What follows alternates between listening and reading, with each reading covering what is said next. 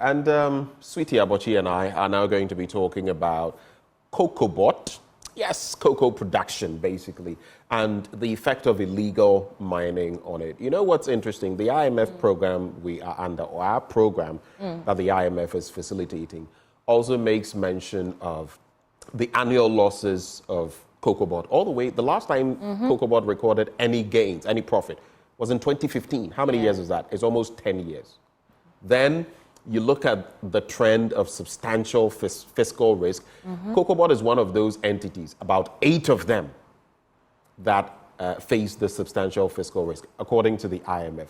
So today we're going to be looking into the issues and dilating on how we got here and what that entity, COCOBOT, has been doing about the situation so far vis-a-vis illegal mining. How do we deal and even the farmers themselves, how they situate in this? I remember when I had a chat with Chibodako, she mentioned that she did some research paper, and most of these farmers are willing to give up their cocoa farms for some quick money from Galamsey. So let's get into the conversation and see where this goes. Let's do exactly that, but to set the platform for us to build upon, we have Isaac Kofi who joins the conversation. Isaac, good morning. So Isaac Kofi is a data analyst with our team. Kofi, good morning. Morning, Ben. It's good to have you join the conversation. So just walk us through what we ought to know in respect of this situation with COCOBOT, illegal mining, and everything in between. Well, so yesterday we said a lot about the illegal mining side of the whole thing. Talking about some 6 or 5 factors that globally is affecting cocoa production. And we made mention that, I mean, if you take away the swollen shoot disease and all of those things, there's one peculiar problem that is just Ghana's problem. I mean, that is illegal mining, which is almost cutting about 3 or 4 regions, making them ineligible to actually produce cocoa. Now, on your screens is COCOBOT's, financial statement or their position. In fact, they are a state-owned enterprise. So you may say that, I mean, profit is not really one of their thing, but if you look at an entity or a state-owned enterprise that is making losses close to 2.5 billion Ghana cedis, that's if I should be diplomatic and use $1 to, let's say, maybe 14 cedis. It means we are talking about an institution that generate debt more than 100 or 150 million dollars in 2023. Now we decided to glean this data for our viewers to know how COCOBOT has been performing since 2012, and you can see the last time they made profits between 2015 and between 2012 and 2015. If we are counting back, just like you said, 2015 was the last time COCOBOT actually made profit. We do not have data on their 2020 statement in 2023, but if you look into the IMF document, we were able to estimate this profit, these losses. And COCOBOT losses have actually moved from somewhere around 300 million Ghana cedis now to close to 2.5 billion Ghana cedis.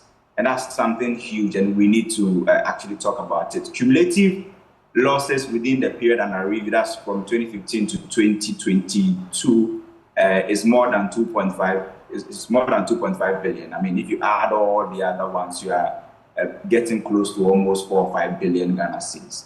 Now, the reason why this is also important is because COCOBOT as an institution is supposed to make itself, attractive so that they can go to the international market. And yesterday we spoke about the syndicated loan. They need that money to buy cocoa.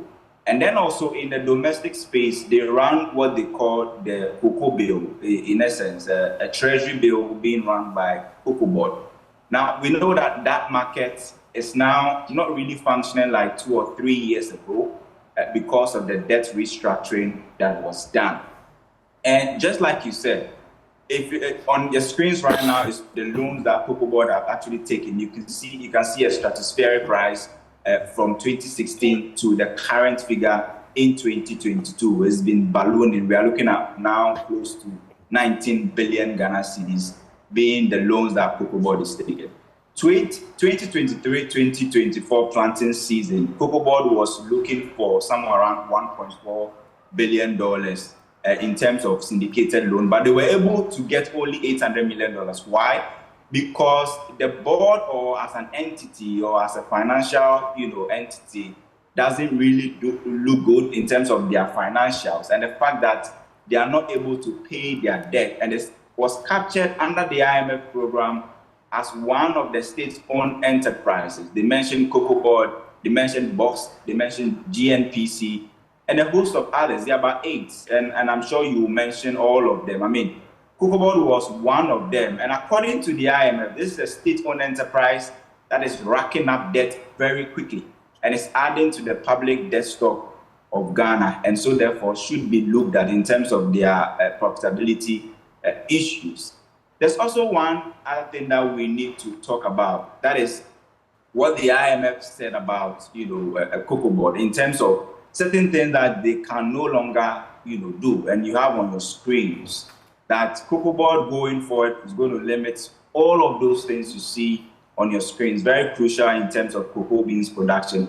But because of the situation they find themselves in, Cocoa Board cannot directly, like they used to, be providing fertilizer and then also engaging in rural cocoa roads development and other quasi, functions that they used to do, mass spraying of cocoa and what have you. So this is the current, fiscal position of Cocoa Board, the entity responsible for the procurement of cocoa on behalf of the state, with almost a monopoly in this space. Yesterday, I was monitoring the space, and I saw that while government of Ghana and Ivory Coast are having difficulties with production and not getting what they want from the cocoa beans, other countries, other African countries like Cameroon and Nigeria are positioning themselves in a way that's making them also look attractive. They are the number 4 and number 5. If you take away, Ghana and Ivory Coast, 3 and 4, if I should put it that way. And they are positioning themselves to take advantage of the situation. But on the side of Ghana, we cannot even, assure our syndicated loan, the banks that will come together to form the syndicate, the beans for next season. Because, if you look at this year's output, it's been revised a number of times, and now we are looking at below 600,000 metric tons for the entire 2023-2024 season. So, Kofi, right before you wrap up on this, what is the bottom line? What is the way forward? Briefly on that. Well, government has its own way forward. They told the IMF that, they were going to publish a turnaround, measures that they feel that will put Cocoa Board in a very good position. The deadline they gave was June 2023. Nobody knows the update. I'm sure the IMF are privy to this, and when they were assessing doing the Article 4 and then also reviewing our status, I'm sure if they are satisfied with it. But we need to see going forward. One thing that we really need to tackle has to do with the illegal mining, which, if you look at Ivory Coast, Cameroon, Nigeria, all of these producing companies do not have this current problem that we have.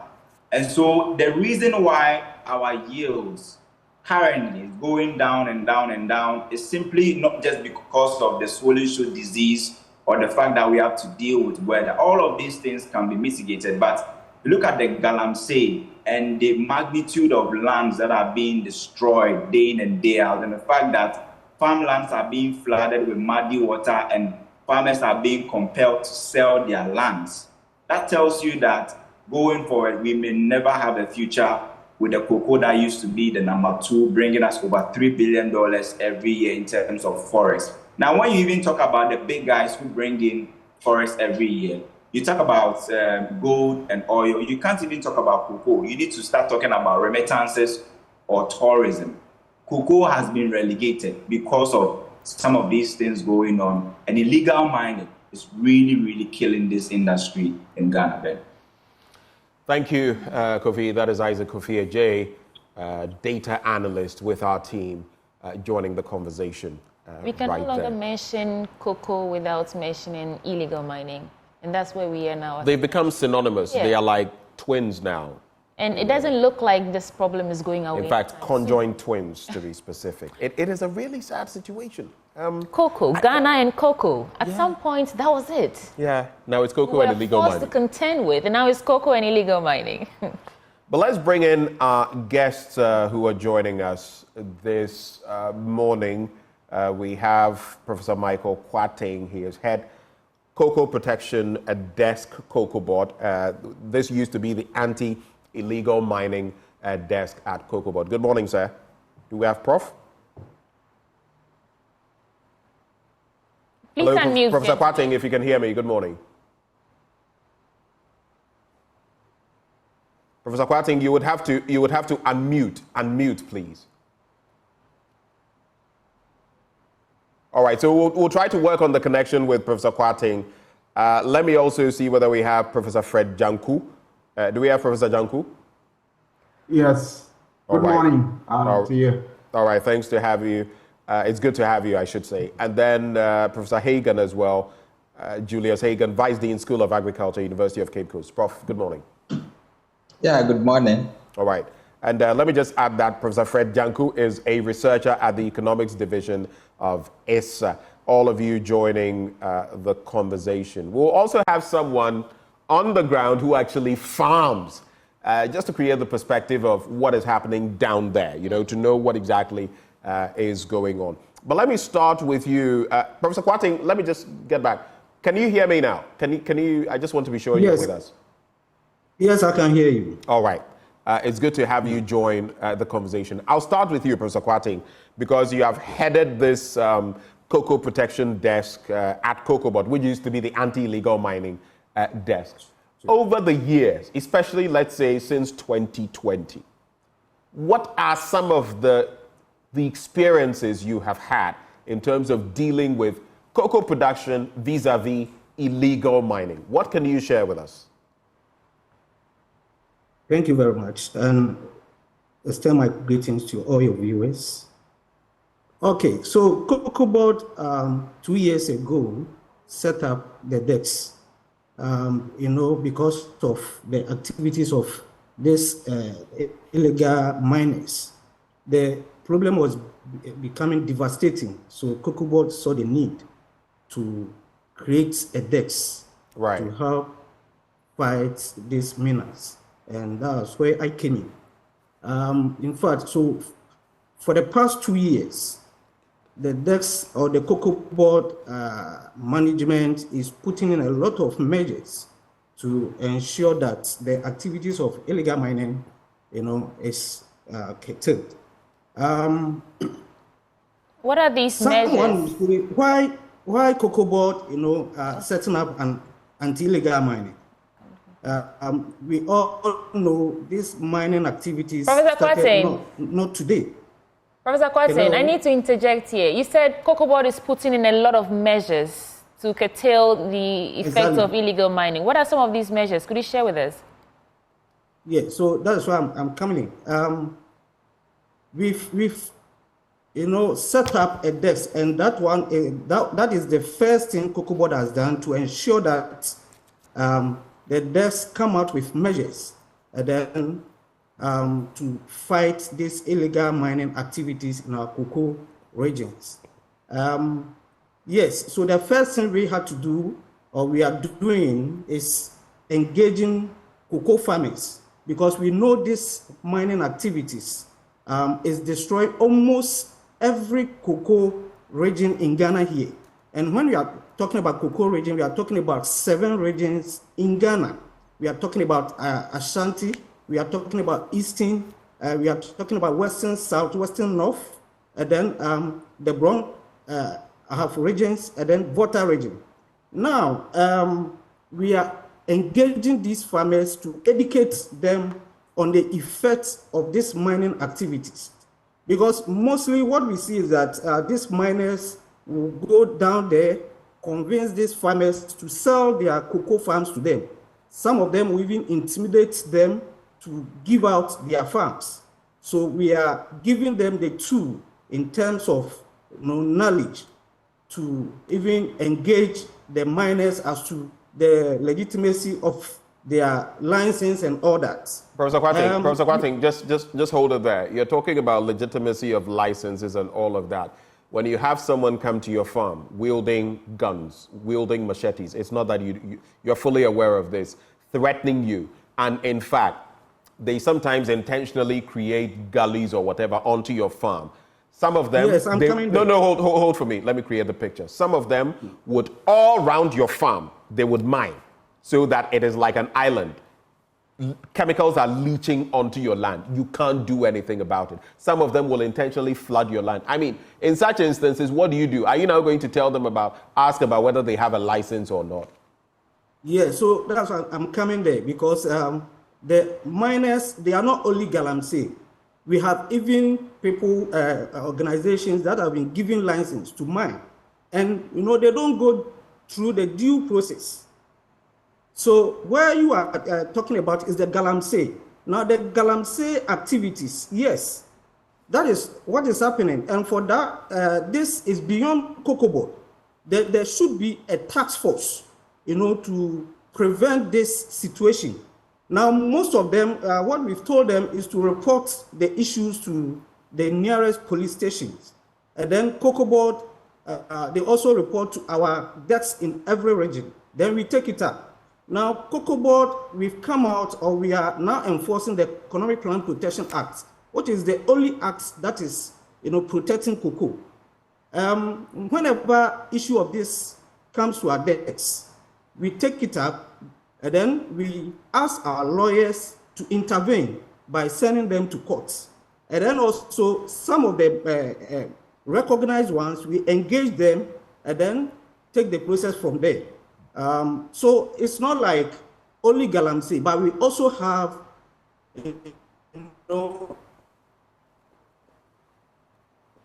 Hello, Professor Kwating. Community miners, and then individual compeller. Yes, we lost you briefly. You can go ahead. Yes. So the activities of the illegal mining, it's very devastating. And Cocoa Board, we are doing a lot.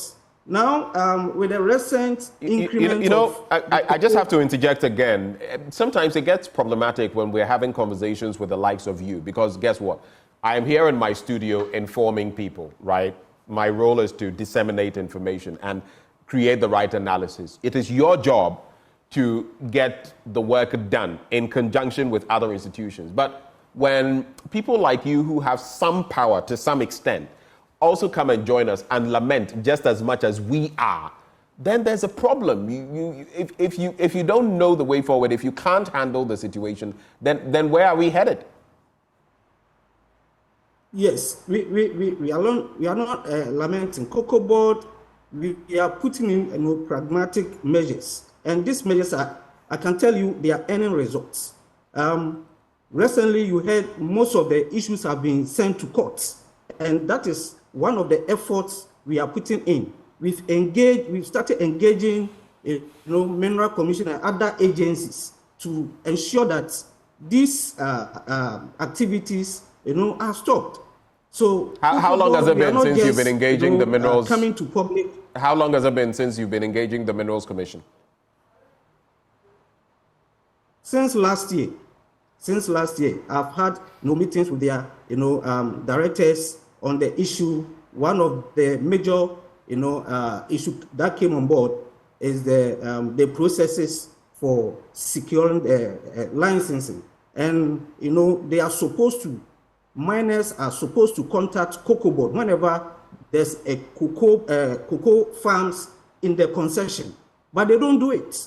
And, it is the responsibility of the Mineral Commission to ensure that they go according to, what have been prescribed to them, but they don't do that. So now We are Professor coming on Kwati, one table. and I'm sorry I'm doing this, but for the sake of the conversation and time, you actually expect these miners to inform Cocoa Board that there are cocoa farms within their jurisdictions or where they've been allowed, whether legally or illegally. You actually expect them to come forward and say it and not take advantage of the situation. That's what you're telling me.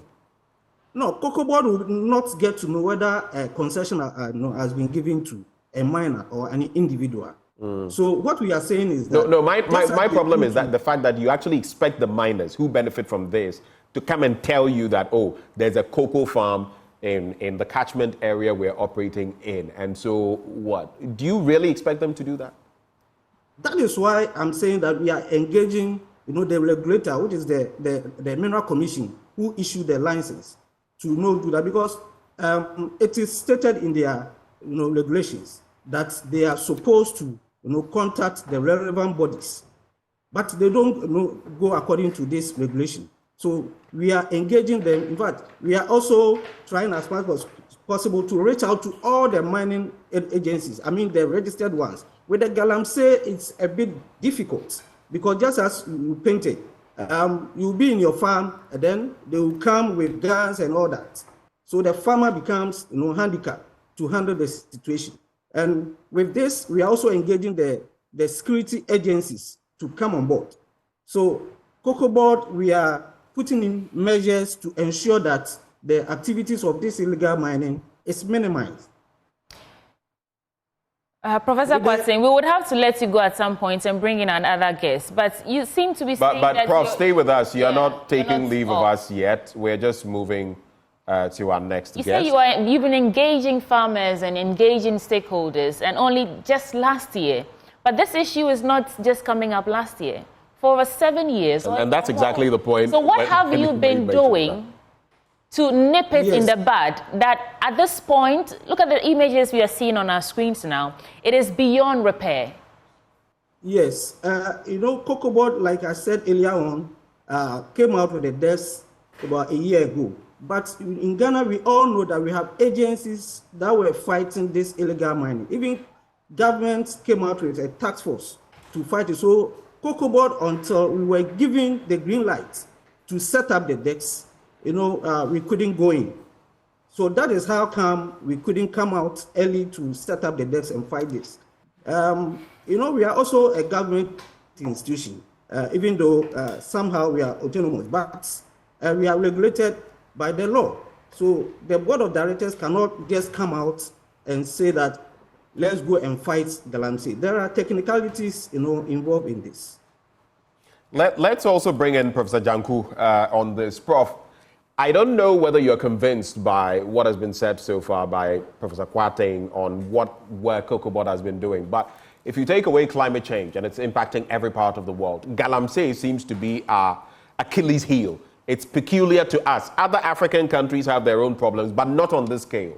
What is your reading of the situation? And look, if you look at the trajectory of the losses, the dwindling tonnage that we produce by way of cocoa, it's got to the point where we're producing about estimated 13% versus Cote d'Ivoire producing over 43%. That's a 30% gap.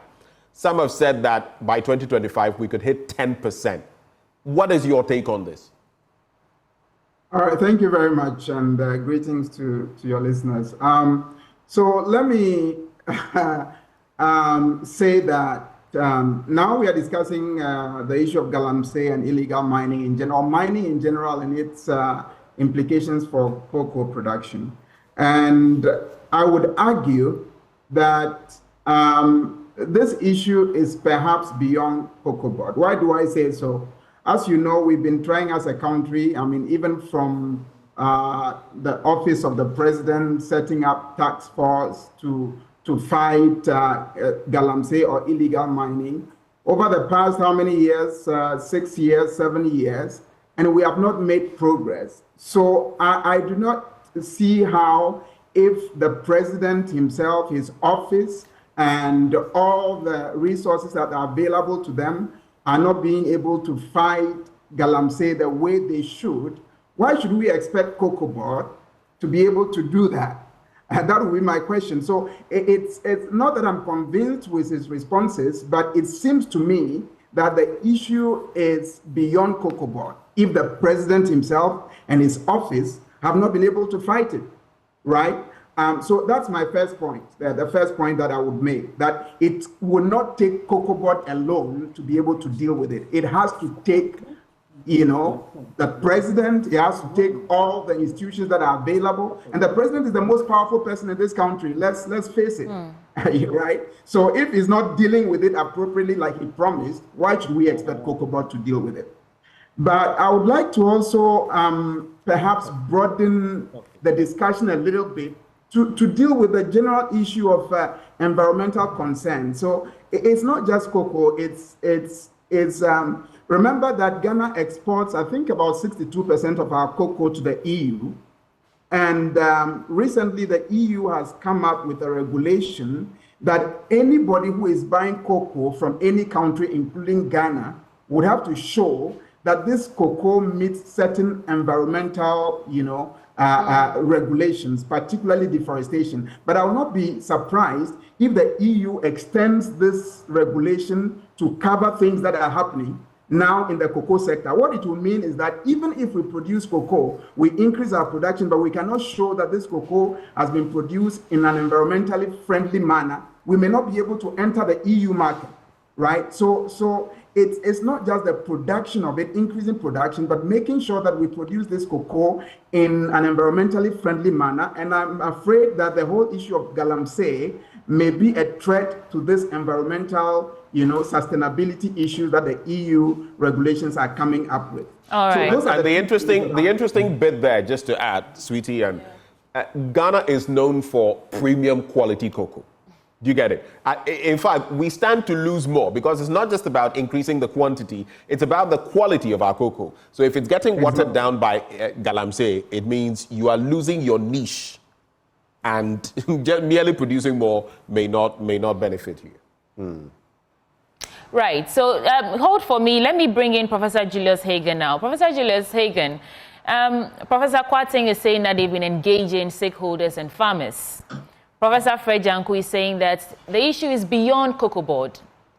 We are nearly at a point where we are beyond redemption. What do you say from where you sit as a Vice Dean for the School of Agriculture? What's your reading of all of this? Yeah, good morning. Let me extend my greetings to your viewers and your listeners. I hope you can hear me. Yes, we can. Yeah, thank you very much for the opportunity. Listening to the earlier speakers, it sounded a bit worrying, but I don't think the issue is new to most of us, because we've been talking about galamsey since time immemorial. And now that the issue is becoming serious because it's affecting the mainstay of the economy, that is cocoa. Looking at what has been happening and what cocoa board is expected to do, as just like the second speaker said, the issue is bigger than cocoa board, because there are a lot of stakeholders involved in all this. Any business that booms means there's a demand, high demand for that particular business. And galamsey will continue to boom because there's high demand for gold, whether legal or illegal. Whichever way you get the gold, you get people to buy. Sometimes you go to the communities where these galamsey activities take place.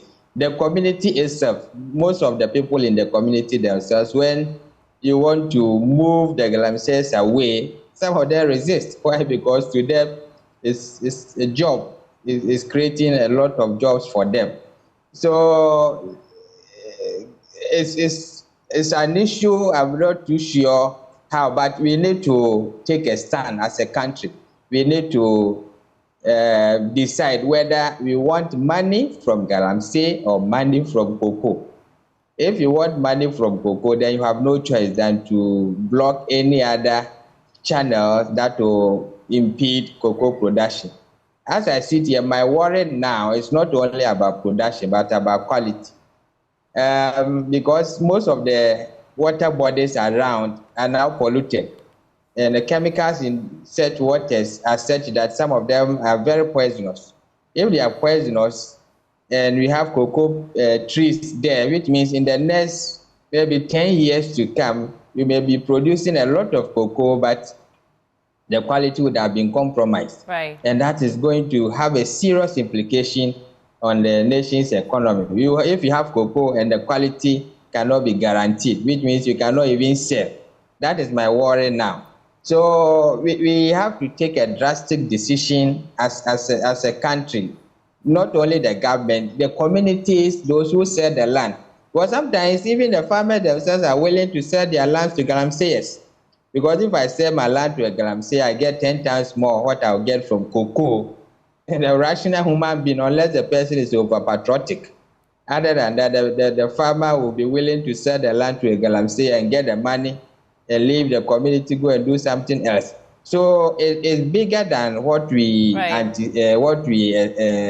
we are talking about. That's how I see it. All right, thank you. But still hold for me. So basically, Cocoa Board is not credit-worthy. They are in debt. And there's dwindling quality, deteriorating quantity. And the people who are at the heart of all of this are the farmers themselves. In the studio with us is Nana Obuedie Boateng Bonsu II, former general, president of the Concerned Farmers Association of Ghana.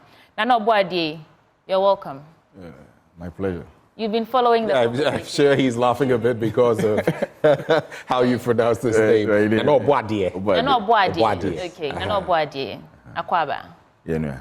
How are the farmers doing? The farmers are doing great. Now there's rains now, so the farmers are really enjoying their part. Others have prepared their lands that they are planting a few things. Those that they went in for these cocoa seedlings are also doing their planting and other things. So it is ongoing. Those that they are doing harvesting are also doing harvesting. Pruning is going on here and there. So everything is normal going. The major thing is what you are talking about. So we know that galamsey is greatly affecting the cocoa production.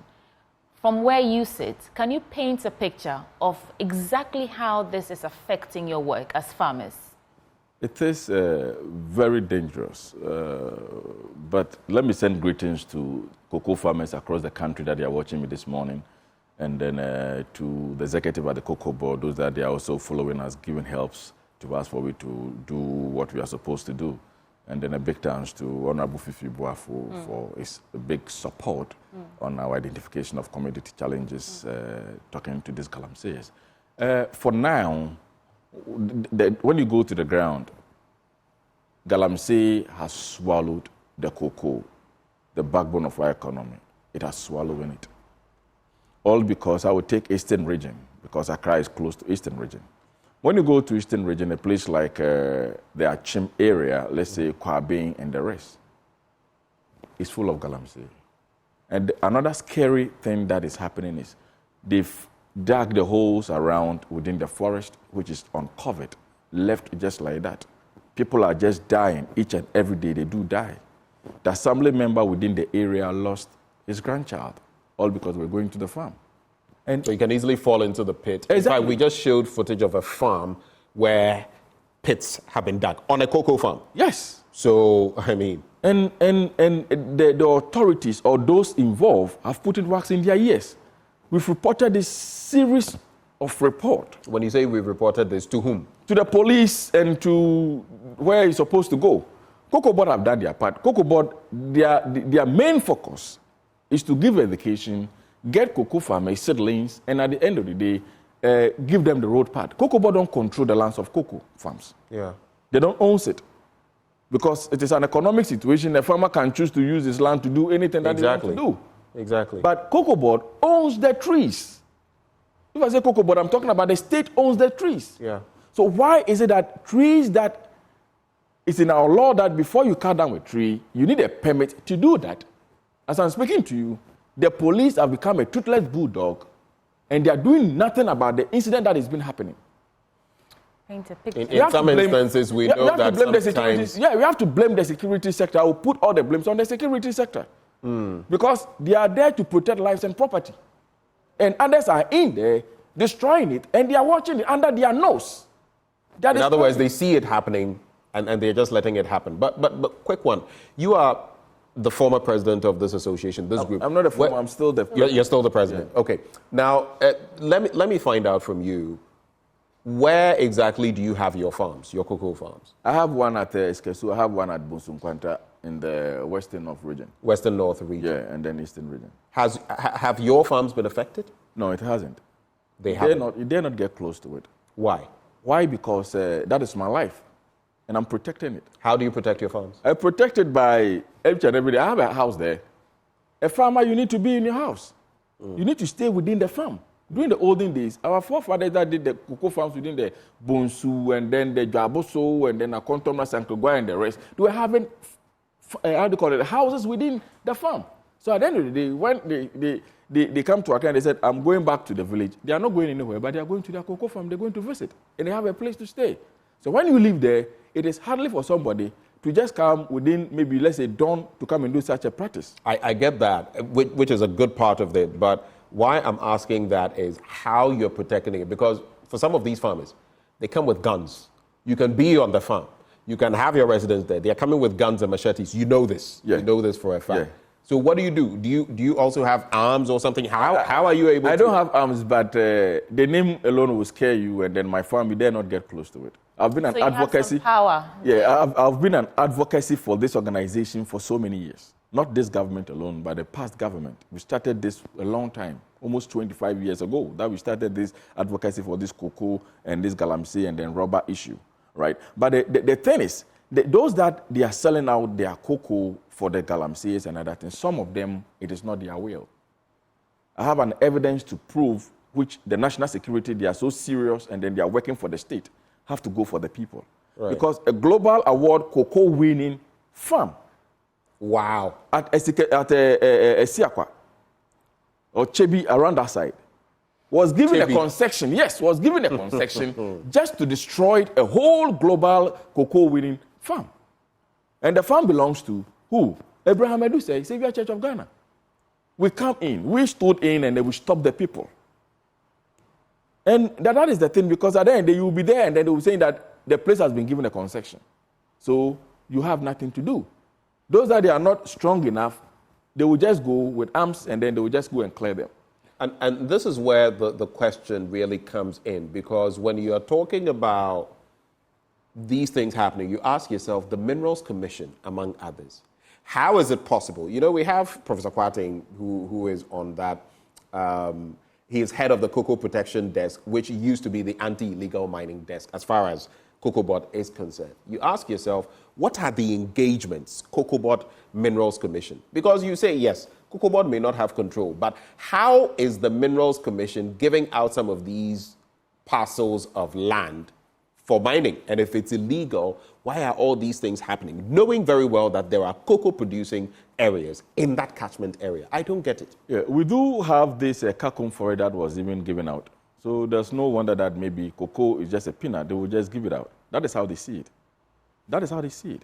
Because the letter that we had from the authority, from the presidency, just to get to the Minerals Commission to engage the young people, we came out with a proposal, a program, identification of community challenges on the cocoa growing area to convert those galamseys. When the president said we should place ban on galamseys, asked that, what was the next alternative? Nothing. They just said it like that. But at the end of the day, we approached some of the people. I approached Honorable Fifi Boafo. They supported us. He gave us some few items that we went out to give to, how do you call it, this galamsey, the young people, and some of them stay away from this. Fifi Boafo gave you items to give to the galamsey. If I say item, not a physical item, but a support, he gave us a support, which at the end of the day, it helps the young people that, as I'm speaking, they are no more with the galamsey, but then at the end of the day, they are doing agriculture.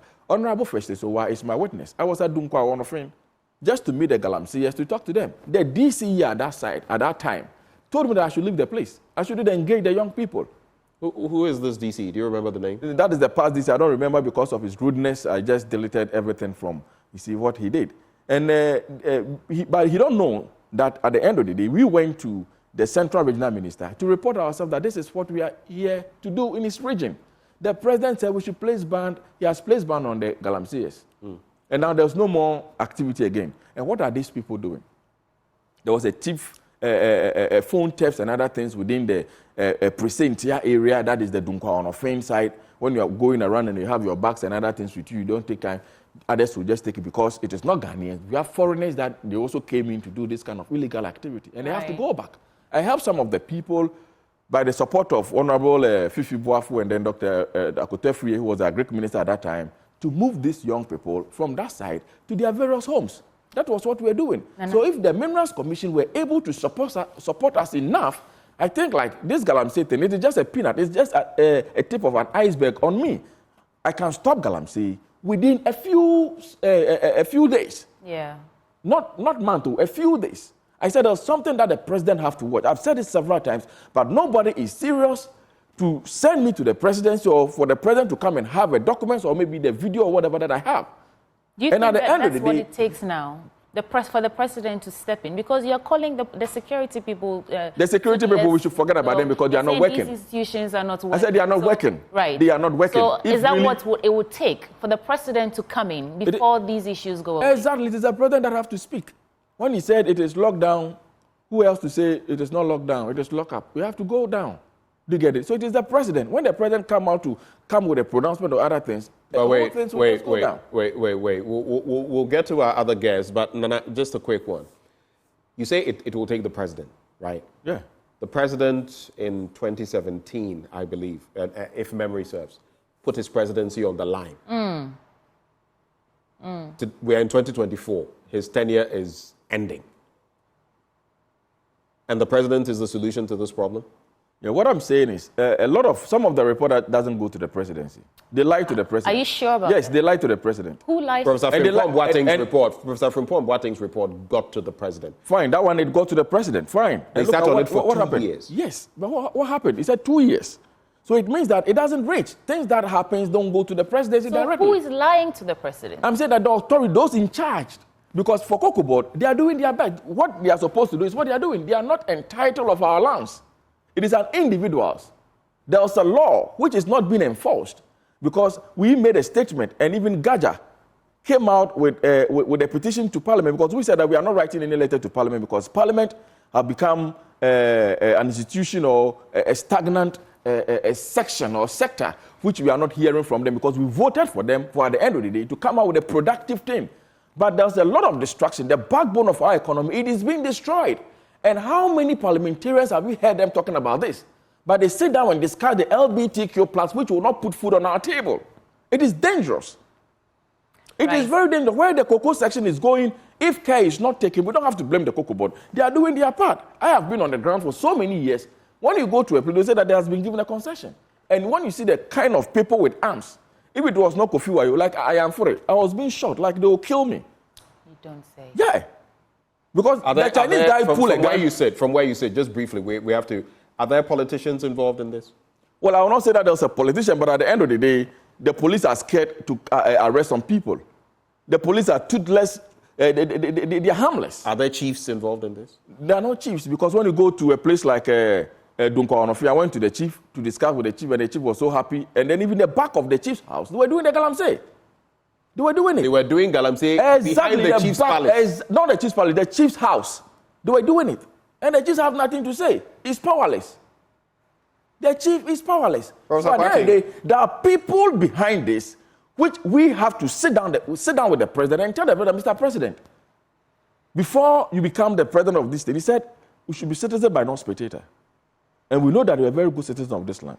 And there are things that you need to know.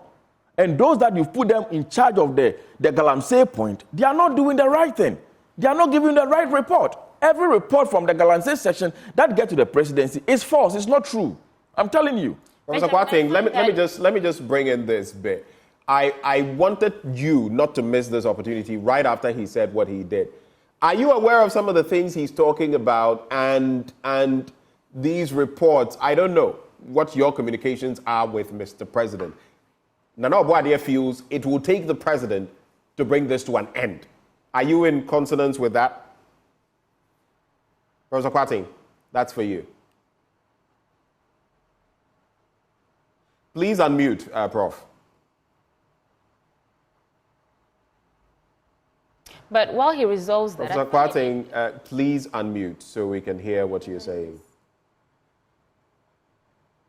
All right. What he's saying is very true.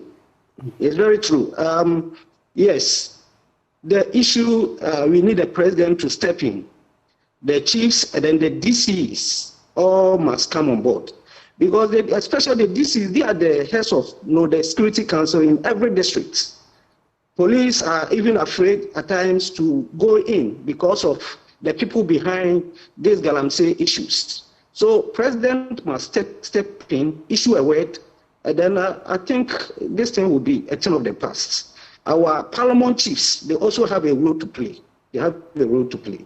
Because, for instance, when you come to Ashanti region, and Otumfuo should come in to say that there shouldn't be any Galamsey on my land. I think, looking at the way people respecting the chiefs, nobody would dare to do that. So the issue, to me, we all need to come on board, not even only the president. The MPs, the DC, the securities, most of these security personnel, they will go and, extort from these miners and leave them. There was an issue at Ashanti region where myself, I was around, and he came in the media, he even reported. So these are the issues we need to address. Cocoa Board will do its part. Now with the enforcement of the Economic Crime Protection Act, which Cocoa Board is now enforcing, even we will ask why we are not enforcing this law. It was passed in 1979. But the fact of the issue is that wherever there's gold, there's cocoa. So I'm sure that is why this thing couldn't, materialize. But now that Cocoa Board, we've taken it up, and we are ensuring that anybody who destroys cocoa, but the law says nobody has a right to destroy any cocoa tree without, seeking permission from the sector minister or Cocoa Board. So we are enforcing this, and we will continue to, implement all our measures to ensure that, we get to where we want to get to. I just find it a bit, Professor Kwasi, I find it a bit difficult to understand that these issues have been going on for years. The president himself said he's put his presidency on the line. And somehow you believe that he's not aware of the gravity of the situation. And somehow we have to find a way and bring him in before this issue is resolved.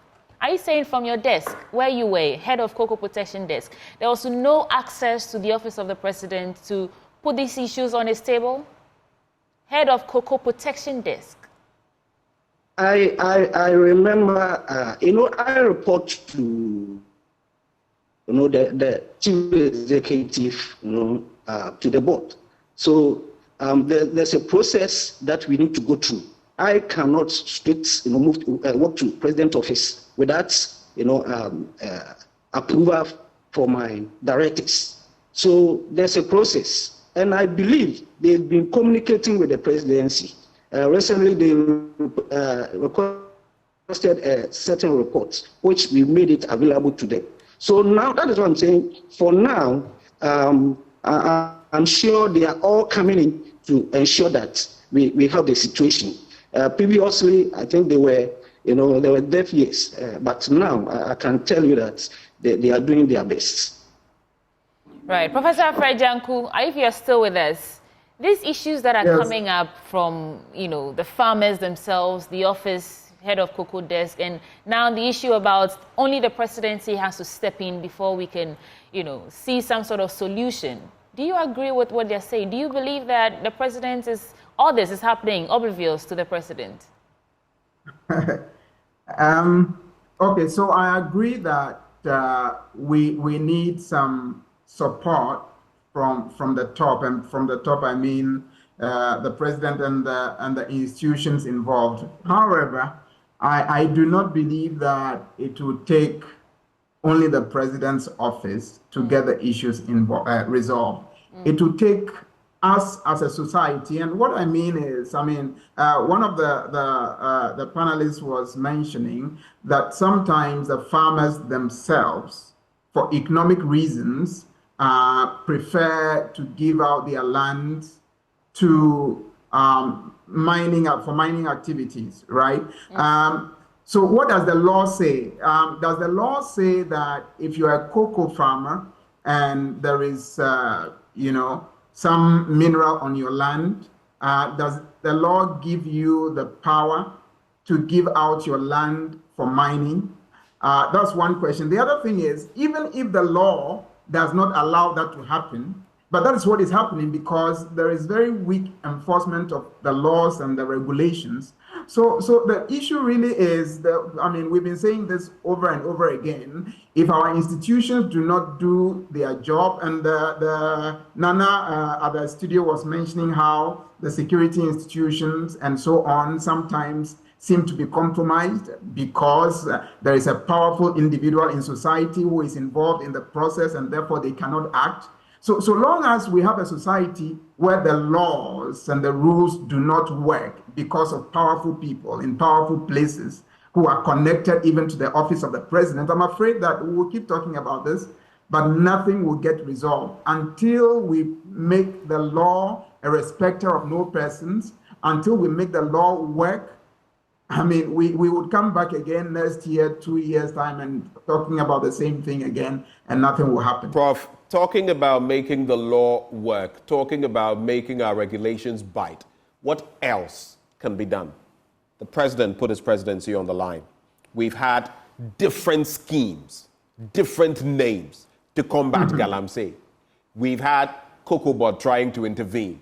We've had reports like the one from Professor Frimpong Boateng. We've had CSOs go at this.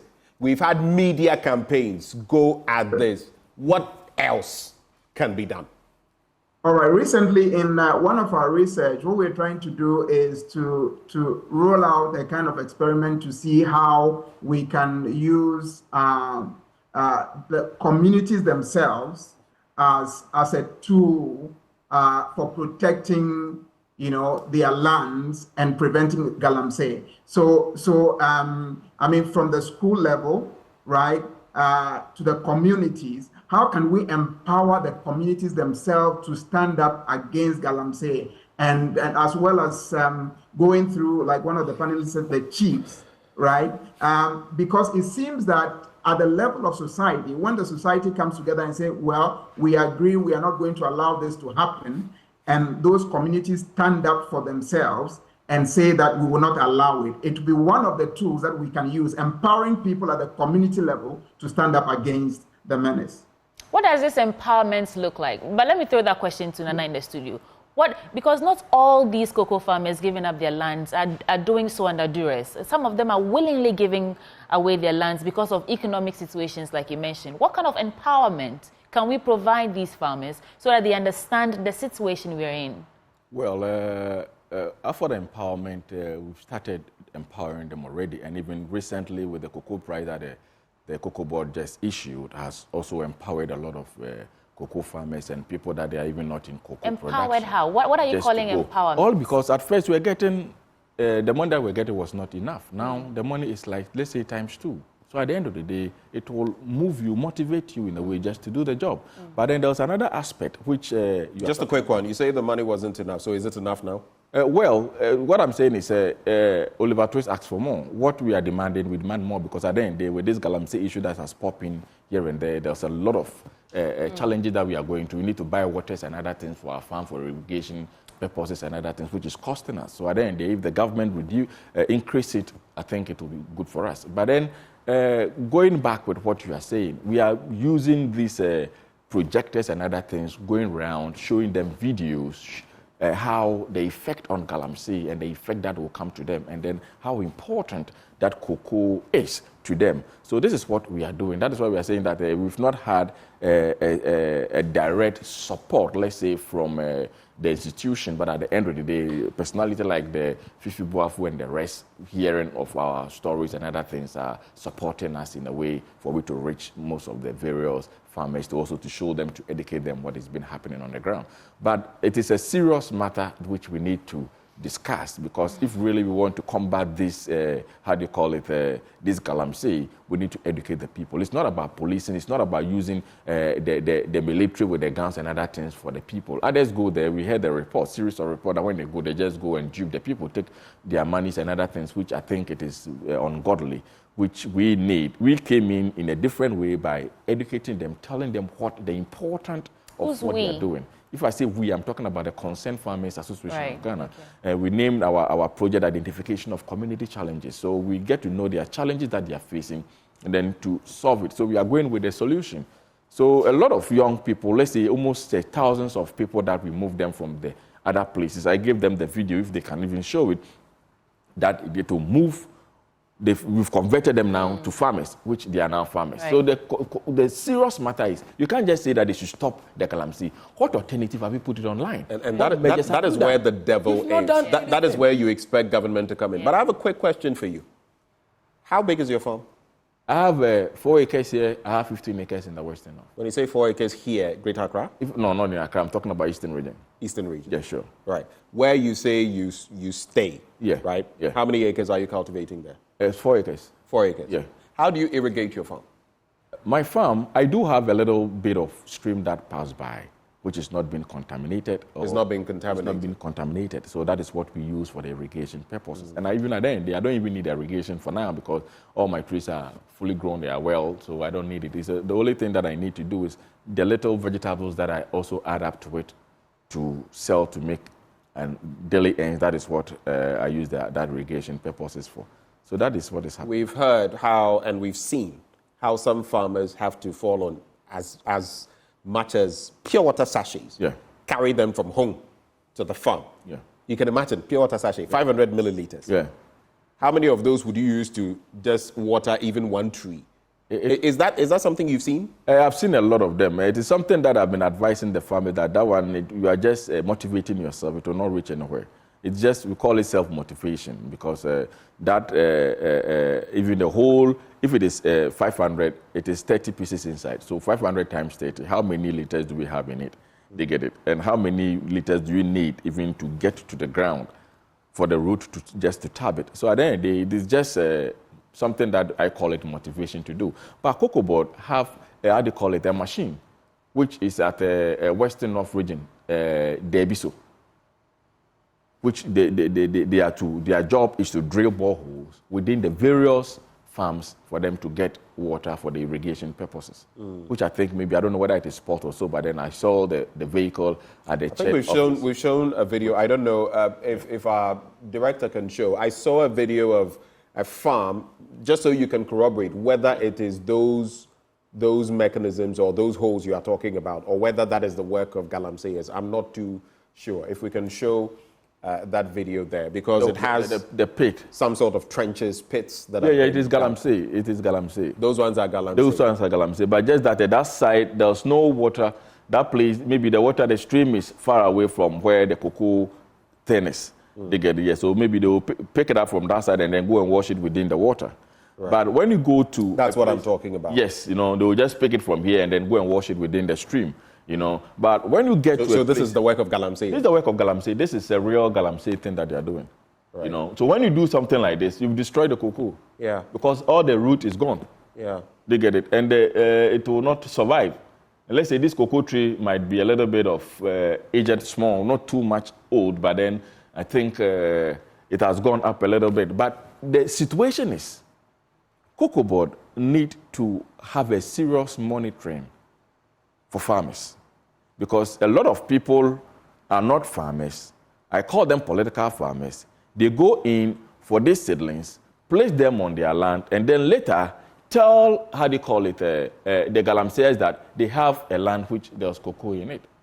And then they will just come and do what? Clear the whole place and they make money out of it. Because every cocoa tree that is being cut off, they replace it, they just give you money, they compensate you. So that is what is happening. So before Cocoa Board also gives seedlings out, Cocoa Board have to be very careful and then know the kind of people that they are giving their seedlings out. They are the only government that came that increased the production of seedlings under the history of our cocoa production. They are the only people that have increased. But at the end of the day, our cocoa production is declining. So why is it declining? Why are we producing a lot of cocoa seedlings and then yes, we are not getting the beans that we want?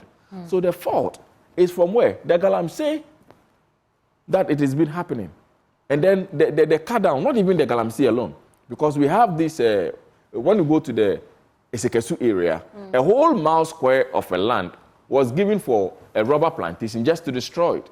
So they destroyed the whole place and plant rubber, which we followed it several times. They said there are big people behind it. So all this thing that has been happening, that's why I'm saying that the police are not helping. Because the police within, under the watch of the police were even helping some of the people to do these illegal activities. Right. And cut down the trees. We've seen some of the footage and all of that and had incidents. But before, sweetie, we turn our gaze to solutions, I also want you to consider this. Mechanization and the failure to look at how do you, when your pods are, when your cocoa pods are ready, right? The shelling and everything. How do you go about it? Do you use the same rudimentary processes? Oh, no, I am into food packaging and processing. I'm into agro processing. I do compost and a whole lot of things. So the pod that is there, I don't leave it there. I just carry all the pod and then come and then add value to it and then sell to make money. So when you go to the cocoa farm. But how do you do your shelling? Do you have a machine? I don't use a machine. There's a normal process of hand cut. And that's the thing. Yeah. Because look at the mechanized forms can do what? 6, 7, 8, 9, 10 times of what you could do. Maybe what you would spend an entire day doing could be done in 30 minutes or 1 hour. And that is where COCOBOD comes in again. In terms of, you can't keep doing things for how many decades now, the same old way, and expect to increase your production. You are suffering when it comes to the seedlings, like you said, sometimes it's ending in the wrong hands. You don't have a mechanized process. Other countries are catching up with you. Illegal mining is combating you. Climate change is affecting you. How do you expect? Sometimes I think, how can you have all these problems and think you'll be increasing production? Yeah, it's because the farmers are not together. That is a problem. The farmers' front has been broken. It is not together because if we are together in the way, we know that, okay, fine, I produce 10 bags each and every year. So let's say, how many pod do I have? I have, let's say, 15,000 pod. My friend have 10,000 pod. We put all of them together, dry them, and then they will know that each and every person, the bags that we have. But you can't, as individual, you can't get a machine. Maybe the machine might be very expensive. Or we can even ask the Posoko Joseph just to do some small minor machine for us, as you are saying. Because I see that... that is where government and COCOBOD come in. Exactly, to provide it. You see, but at the end of the day, the farmers fund. Now, it is a little bit shaken. It is only with the reorganization, the concerned farmers, that we just dig down. It will go to a time they were enemy to the state because at the end, some of the things that we were saying, other people were not happy with it because we were exposing a whole lot of things that was happening on the ground. Because when we go, we say as a state. Okay, let's go back to our guests online. I want to come back to Professor Janku. Professor Janku, these issues persist, but there are still cocoa farmers who are making harvest yearly. But COCOBOD still cannot, pay or buy these cocos. They are indebted, they high debt. As at 2020, according to Auditor General report, COCOBOD's debt as of September 2020 stood at 12.3 billion Ghana cedis.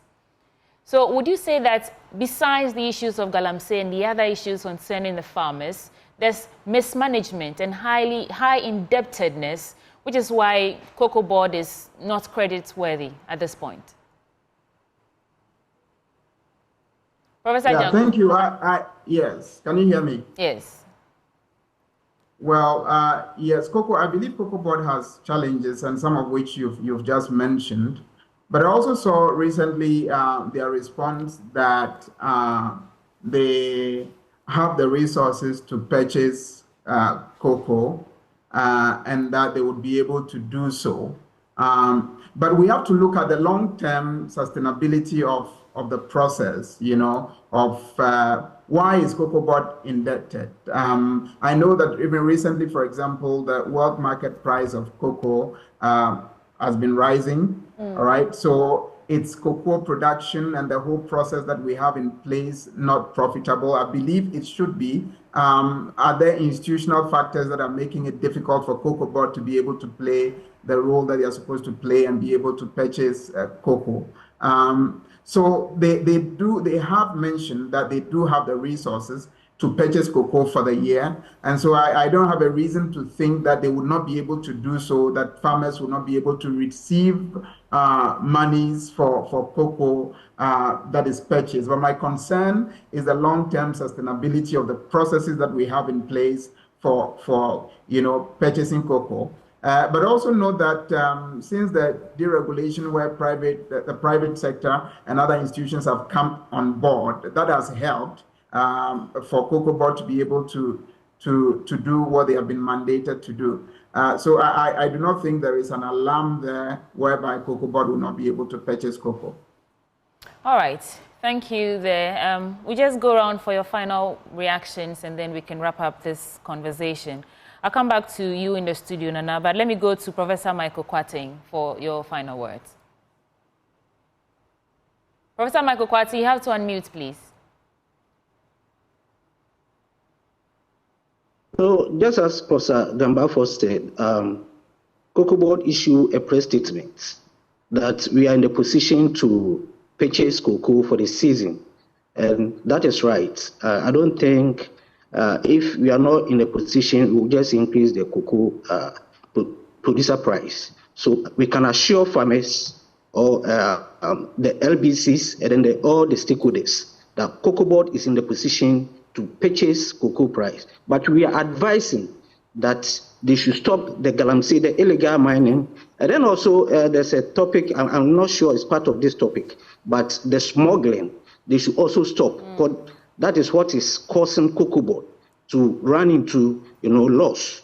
Because if we put in money, we go for loan and then invest in the production, and at the end of the day, we don't get the needed yield, then it means that we can't also pay our debt. If you don't incentivize the farmers enough and you don't give them the fertilizers they need, you don't provide the resources, like I said, mechanization and all of that, and illegal mining is encroaching on their land, are you expecting to make those results? Obviously not. Yeah, you can go ahead. For now, the major issue has to do with the illegal mining and then the smuggling, because with the inputs, we are doing a lot. We are giving them fertilizers. As we speak, there's fertilizers, liquid fertilizers all over the nation that we are giving to farmers. There are other practices Cocoa Board has introduced, the pruning, the pollination, and all this. So just to help the farmer to get a good yield.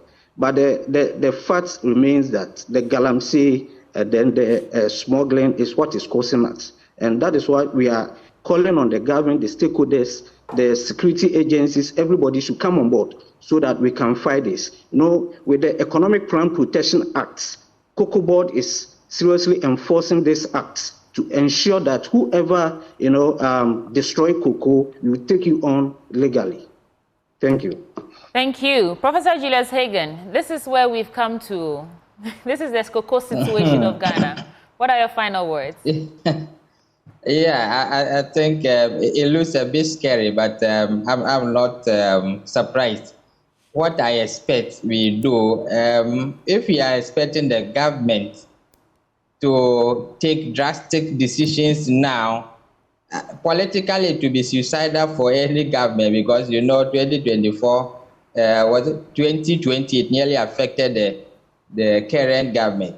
And sometimes, surprisingly, as you go around saying that I'm going to ban, your opponent. We lost you there for a second. Also say I'm going to encourage. I expect maybe the international community. Yeah, the international community can come in. That Ghana, hey, if you are not careful, your beans will be banned because they contain so and so.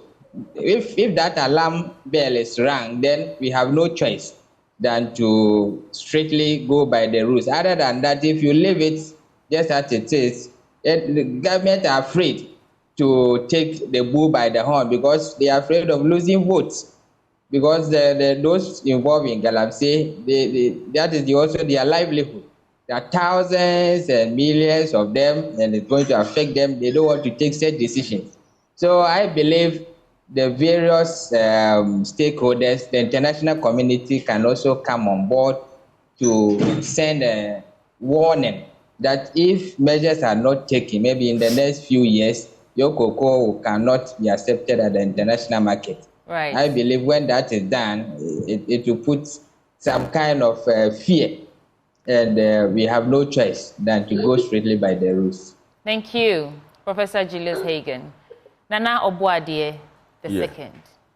Talking about international community, who is the international community? I don't see them. They don't exist. This is Ghana. So forget about international community. It is ours. When malaria is killing you, are you waiting for international community to come and get you a net before you make sure you tied up your environment? They play. No, they don't have to play any role. It's because of laziness. It's laziness on the part of our side, because the communal spirit is gone. So at the end of the day, everybody's mindset is on the presidency. No, it is the government. Want? It is the government. What we want is a very good and nice policy. The system has to work. The police have to work. The police are not working. The police are working for the politicians. Some of the people are untouchable. I can be arrested anytime. I've been arrested before. All because DC somewhere just said, go and arrest this person, and then they came for me. But then the DC cannot be arrested, all because it's a political power. Head of RISEC telling me not to stop the Galamseyers, but rather encouraging them to destroy the whole of Fin River. So at the end of the day, what will help us, the solution of this situation, it is very simple. It's the time for the president to come out to empower the young people, to talk to them. And at the end of the day, Cocoa Board or government have to give us there should be money for we, the concerned farmers, to go around with our education. Because most of our education that we're doing, we're helping the young people. Because some of them are ready to get into farming. You said rearing for food and jobs. Rearing for food and jobs. Where are the animals? Some of them have been able to put up their pen. They are waiting for the animals just to be in. I can't go to Kwabin right now. When I get there, the boys will beat me up. Because almost 500 youth there put up their pen, waiting for me to get them the animals inside. But where from the support? There's no support. So these guys will go back to the Etiwa forest again and then destroy it. And they go there in the night. Did you just mention Etiwa? Yes. Etiwa forest. They are mining within Etiwa forest. Go to a town called Kukusu. Kukusu, everything is being destroyed. All the cocoa there has been destroyed. Right away, this very morning, let them send their drones there. Who are those people doing that? Are they bigger than the laws of this country? So those in authority have to be sacked or have to be arrested. Because if you are in charge of the lands and the mineral resources, we have to ask you all these questions. The minister is supposed to be here. The minister for environment need to be here. And what are they doing? They are the people that they are causing we and Cocoa Board. Don't blame Cocoa Board. Don't blame anybody. Blame this institution and blame the security service. I want to believe that this is a form of escalation. So hopefully they can hear you and start doing something in the start it now. So, what now? But we do have to go. We have to start it now. Yeah. Nana, we're grateful for your time. Nana Obuadie Bonsu II. He is the President, Concerned Farmers Association of Ghana. Nana, thanks for coming. You're welcome. We also had joining the conversation Professor Julius Hagen, Vice Dean, School of Agriculture, University of Cape Coast. Then we had Professor Fred Janku, researcher at the Economics Division of ISA, and Professor Michael Kwarteng, Head Cocoa Protection Desk, which used to be the Anti-Illegal Mining Desk. This has been our conversation so far, but stay with us. We're still going to be talking about the limited voter registration exercise, the Electoral Commission's role, the violence that has characterized it, but also the concerns of the Electoral Commission when it comes to the political parties, the registration of minors, busing here and there. We're going to be dilating on those issues when we return from the break. Do stay.